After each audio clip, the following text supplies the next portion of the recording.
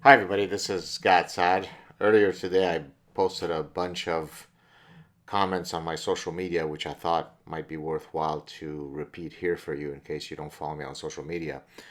First, a comment on the kneeling ritual that has now become ubiquitous at soccer matches, whether it be Champions Leagues matches in Europe or certainly Premier League in Britain.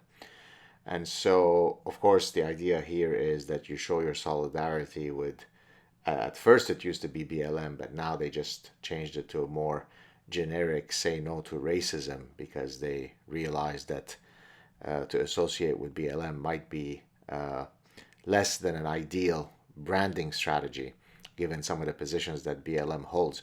But this is what I wrote to the Premier League earlier today. So, dear Premier League, thousands of young white girls were systematically groomed and raped by, quote, Asian men, whilst the police ignored the mass crimes because, bruh, racism.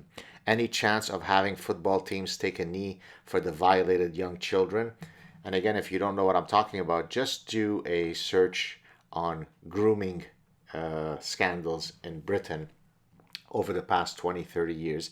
It is astonishing. It is at an industrial scale level that these young white children were sacrificed at the altar of political correctness because Darwin forbid that you would prosecute the criminals because they were, quote, Asian men. And by the way, Asian is a euphemism for their true descriptor. I'll leave it for you to look for what their real descriptions are and what ideology they use to justify their trafficking and serial longitudinal abuse of young white girls.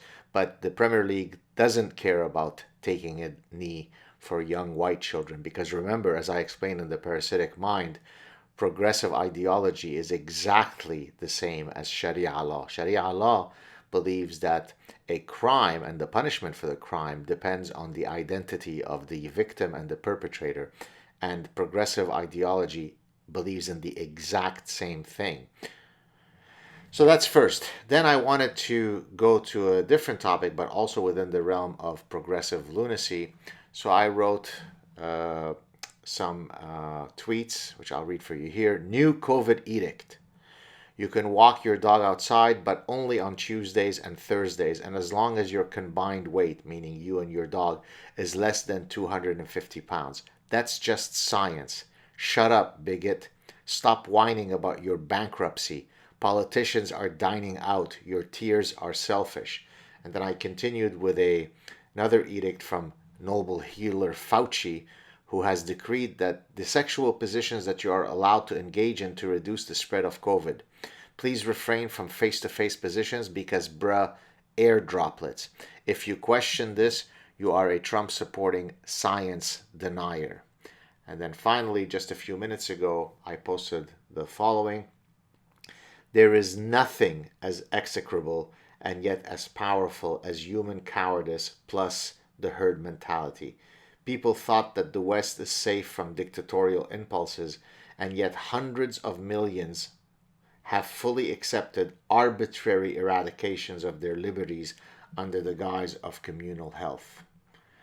I wish I could tell you slowly we inch. I wish I could tell you quickly we gallop.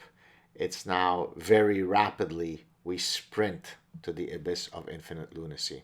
Future generations will look at our cowardice and apathy with great disgust.